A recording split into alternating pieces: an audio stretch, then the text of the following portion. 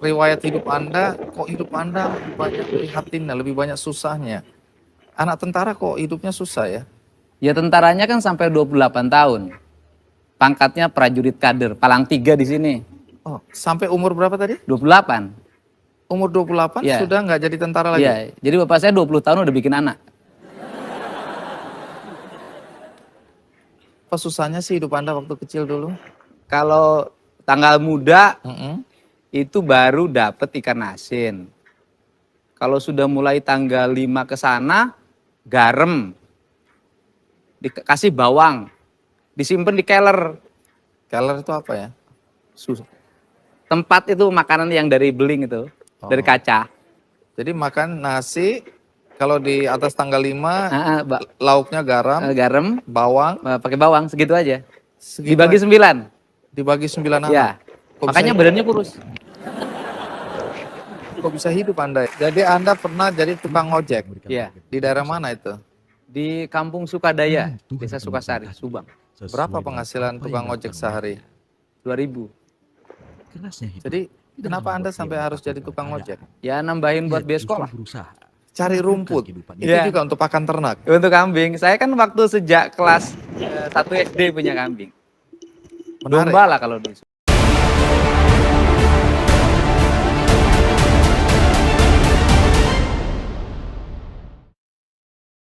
Memperkenalkan anak yang dulu menjual es mambo dan jualan layang-layang, pernah jadi tukang ojek, cari keong di sawah untuk makan, dan kehidupan yang sangat memprihatinkan. Mari kita sambut Dedi Mulyadi.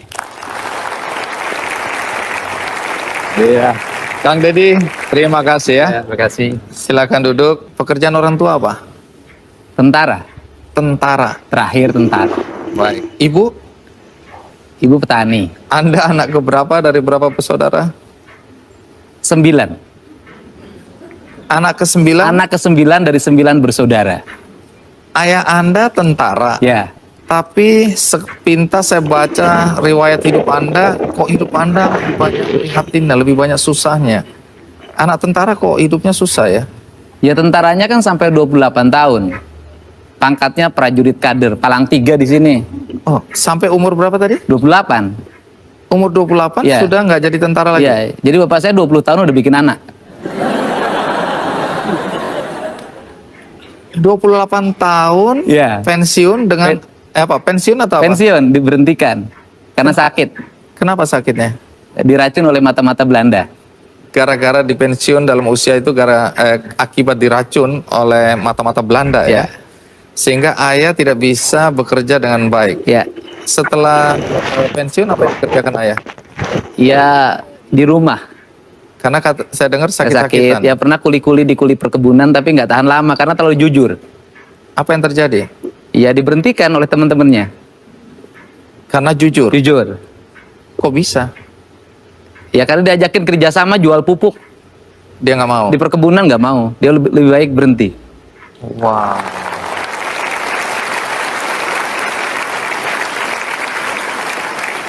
Nah, setelah itu siapa yang mencari nafkah? Iya dari sawah.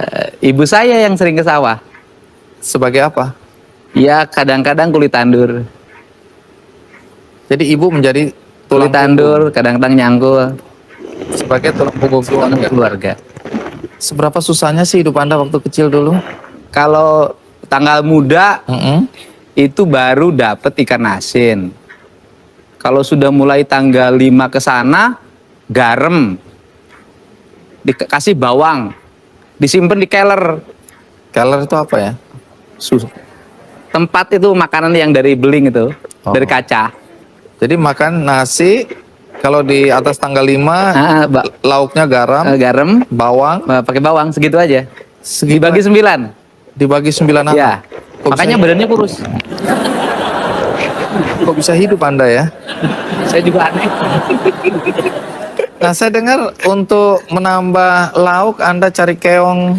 Ya kan kalau ini kan kalau malam-malam ibu saya suka ngajakin cari belalang, Belalang untuk apa? dimakan.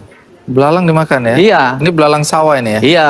Nah, soal jualan es mambu nanti saya tanyakan, tapi sampai umur berapa Anda masih harus juga membantu orang tua untuk menambah lauk pauk gitu? Karena saya dengar Anda juga bekerja ya, Ya itu sampai SMA. sampai SMA. Ya.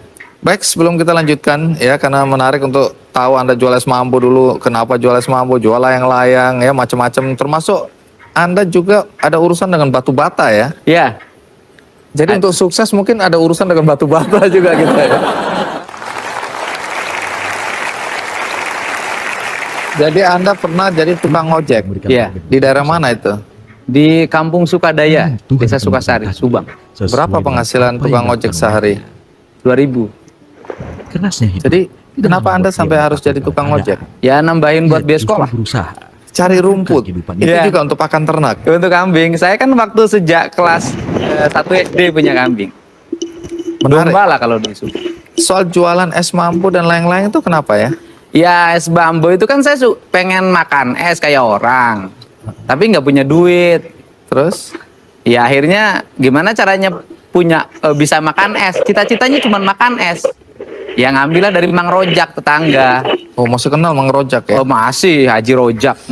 Terus? Nah kemudian dapat 50 kan satu kali tempatnya itu 50 itu dapat pelingnya 5 lebihnya. Lebihnya itu untuk boleh dimakan. Nah saya malah ketika dagang itu malah nggak makan karena sayang diuangin semuanya. Oh. Naluri bisnisnya udah mulai nih ya. Ya Nah, jual layang-layang juga. layang-layang waktu SMP.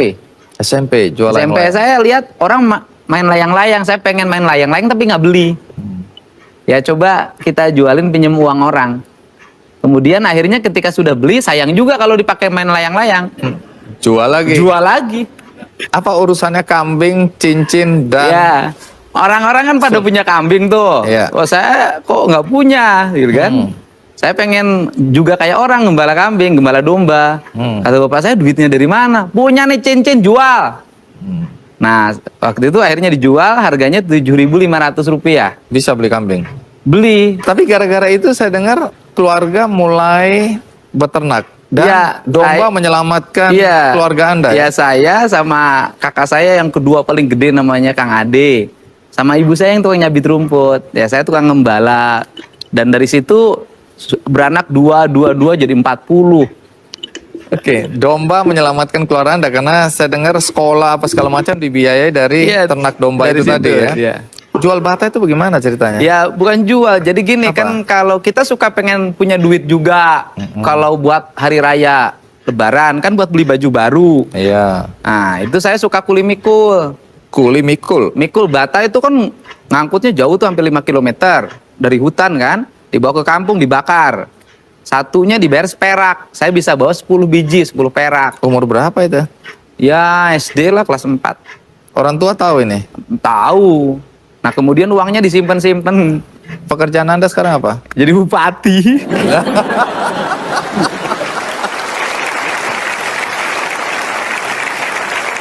Bupati mana? Purwakarta. Bupati Purwakarta. Bukan cuma satu periode juga, tapi ini periode yang Kedua. kedua. Jadi artinya warga menganggap Anda sukses. Boleh tepuk tangan untuk periode kedua. Menarik karena sebenarnya Anda tadi punya cita-cita jadi tentara Iya. ya.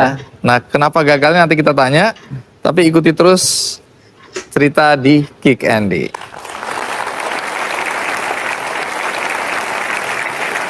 Menarik karena ayah Anda tentara tapi pensiun dini ya di usia 28 tahun karena sakit-sakitan akibat diracun oleh mata-mata Belanda.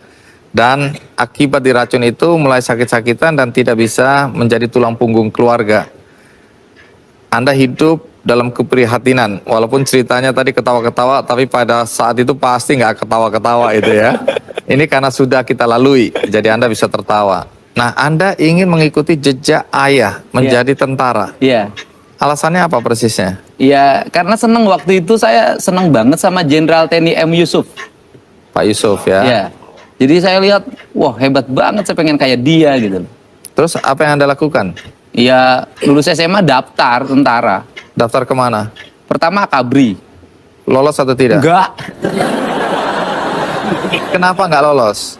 Berat badannya kurang, cuma 46 kilogram. Padahal batas minimal 55. gagal. Gagal lewat. Ini bukan karena kemampuan ini ya. Hah? Ya Anda- mungkin agak bodoh juga. Saya nggak bilang gitu loh ya. Walaupun saya senang dengan jawaban itu. Setelah gagal masuk Akabri, Daftar lagi. kemana? Secaba, kan turun tuh. Kalau Oh, Akabri iya. kan 2. Ini Iya, Sesan. Sekolah calon bintara. Bintara. Oke, terus Ya gagal lagi. gagal lagi. Iya. Ini karena apa sekarang ini? Iya sama, berat badan kurang. Lah aku udah tahu kurus, kering, kecil gitu, kenapa mau nekat masih? Ya nggak ada pilihan lagi dalam hidup waktu itu. Gagal kedua, Ya. lalu ngapain? Gagal yang kedua ikut UMPTN. Artinya mau kuliah nih. Kuliah ceritanya. Terus? Lulus. Oh lulus, karena nggak ada. Nggak bodoh kan? Enggak. Ya. Walaupun saya nggak tahu nilainya pas-pasan waktu itu. Lolos. Lulus. Masuk di mana waktu itu? 4. Jurusan? Fakultas Hukum. Ini kan anak miskin ya, minta maaf Nah. ya. Dari mana biaya kuliahnya? Ya itu nggak jadi. Maksudnya? Yang nggak diambil. Oh lulus tapi nggak dilanjutkan. Ya nggak, bukan dilanjutkan, diambil aja Oh enggak. diambil aja enggak.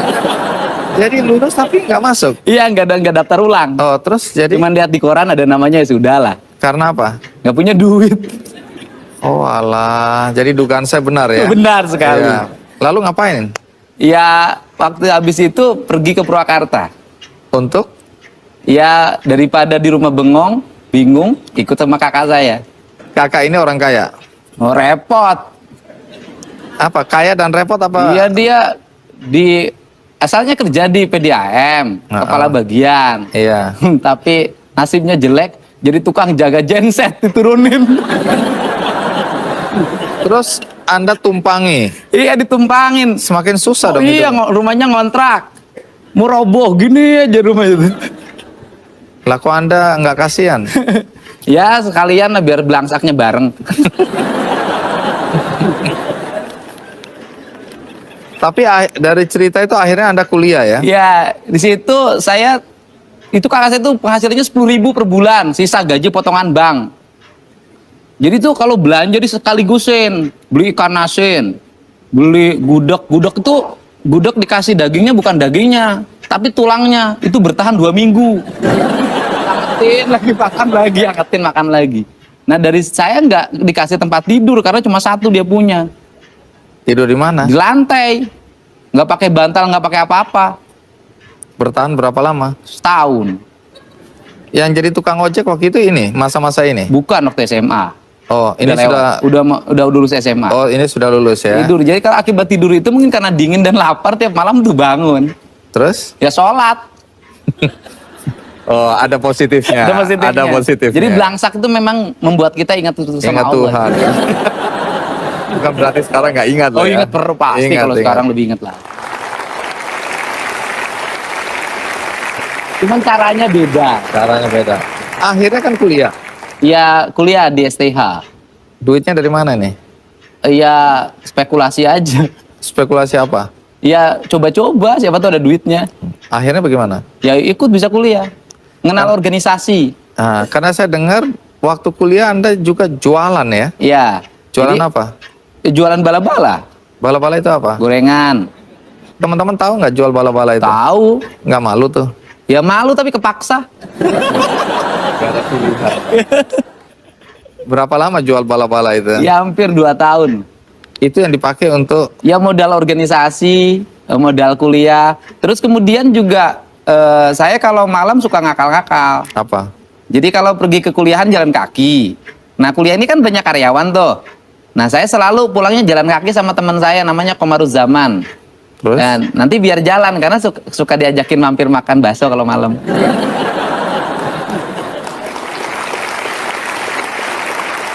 Itu strategi untuk bertahan hidup. Iyalah, Dan- gimana caranya hidup gratis gitu loh. Oke. Tapi memang di masa kuliah saya dengar Anda aktif ya di organisasi Iya, ya. aktif. Organisasi apa aja yang pernah diikuti? Ya HMI dan Senat Mahasiswa aja. Aktif banget ya. Iya, ya kan ikut mendirikan di Purwakarta karena belum ada waktu itu. Pernah jadi apa? ketua cabang. Ketua cabang. Ya. Baik. Nah, dilihat dari perjalanan yang berliku-liku, yang jadi pertanyaan kemudian adalah bagaimana Anda kok bisa jadi bupati? Kang Dede, kita lanjutkan. Menarik karena perjalanan hidup Anda tadi mahasiswa, jualan, nggak malu ya, mencari tambahan. Bahkan saya dengar Anda nggak makan 3 hari waktu kuliah dulu. Iya. Nggak mati itu ya. Pengalaman hidup yang tidak mudah. Sekarang yang jadi pertanyaan adalah bagaimana Anda bisa jadi bupati? Bagaimana ceritanya? Ya, berawal dari karir jadi anggota DPRD. Oke, Saya DPRD dimulai dari pedagang beras. pedagang Ya, beras. saya jualan beras, kemudian punya uang, punya modal. Nyalon anggota DPRD, saya menang. Kemudian saya jadi anggota DPRD jam 5 pagi sudah di kantor. Untuk Ngapain? bikin konsep, bikin pandangan. Waktu itu dominasi saya terhadap pemerintah sangat kuat. Gagasan-gagasan saya. Hampir 3/4 gagasan pemerintah itu dipasok dari DPRD. Karena Anda memang sudah terbiasa berorganisasi, Iya, terbiasa aktivis ya.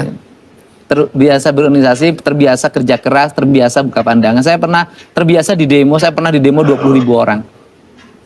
Saya hadapin. Waktu jadi apa? Anggota DPRD, buruh, masalah buruh. Sampai hari ini teman-teman pendemo itu jadi teman. Sehingga ketika saya jadi bupati, nggak ada lagi yang demo.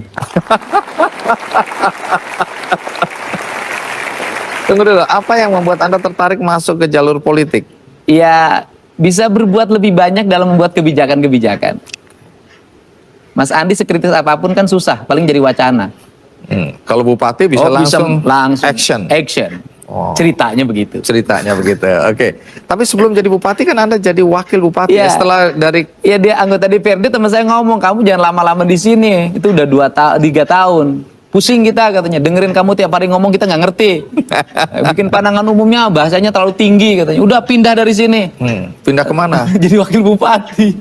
Wakil bupati ini kita nggak percaya diri waktu itu ya, karena usia saya baru 30 tahun. Terus kemudian bagaimana Anda kemudian ikut pilkada dan Ya ikut jadi pilkada juga nekat. nekatnya? Ya modalnya cuma 500.000 di dompet. Kok bisa? Saya nekat aja 500.000 di dompet, daftar aja ke KPU. Gimana? Saya dari dulu yakin betul kalau punya niat pasti Allah memberikan jalan. Jadi waktu ikut pilkada sebagai calon bupati, Iya, melawan itu bupati tahun berapa? 2008. Hasilnya? Menang. Prosentasenya? Hampir 40%. Itu tahun 2008 Ya. sampai 2013. terus kemudian sekarang periode kedua. Periode kedua. Anda menang lagi. Menang lagi. Prosentasenya? 67%.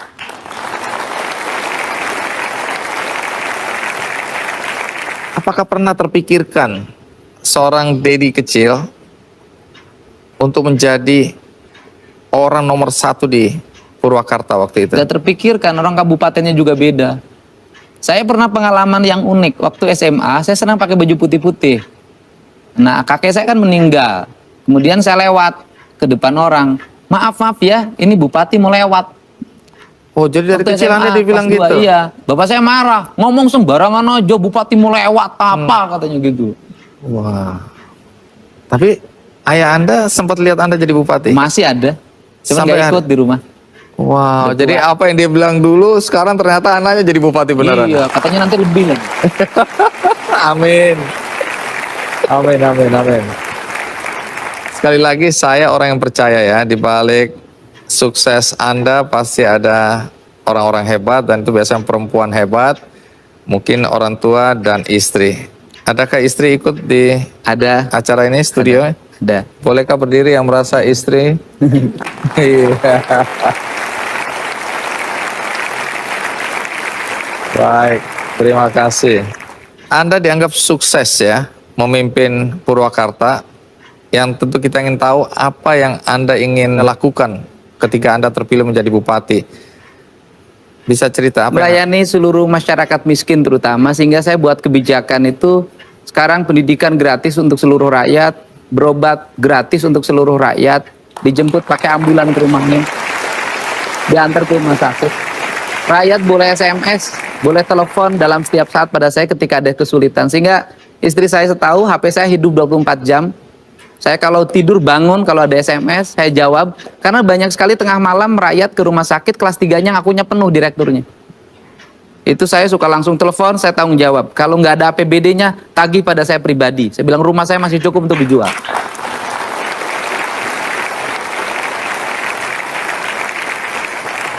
Apa yang membuat Anda bisa menjadi bupati dan kemudian bahkan terpilih untuk kedua kalinya? Iya, istri saya tahu betul persoalan ini. Di hati saya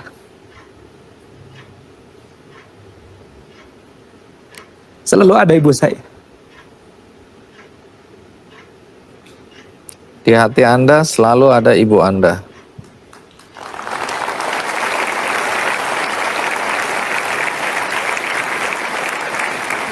Kenapa Anda menangis? Apa yang teringat? Keikhlasannya. Tidak pernah mengaku sakit, tidak pernah mengaku susah. Dia selalu tersenyum ketika menghadapi kesulitan. Ibu Anda masih ada? Sudah tidak ada. Itu yang Anda kenang tentang ibu. Iya, dan ketika dia tidak punya daya ingat apapun terhadap sesuatu, saya selalu bercerita dan selalu meminta sesuatu, dan nggak tahu apa yang saya minta selalu terpenuhi oleh Allah. Luar biasa.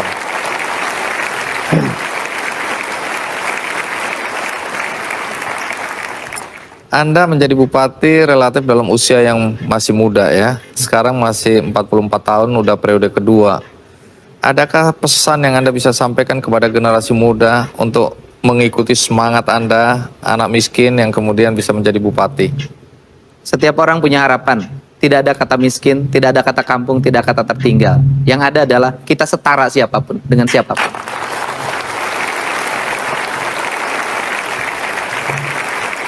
Menarik, kuat sekali kata-kata Anda. Artinya tidak ada kata miskin, kita semua setara. Jadi semangatnya harus sama. Iya. Terima kasih, Kang Deddy.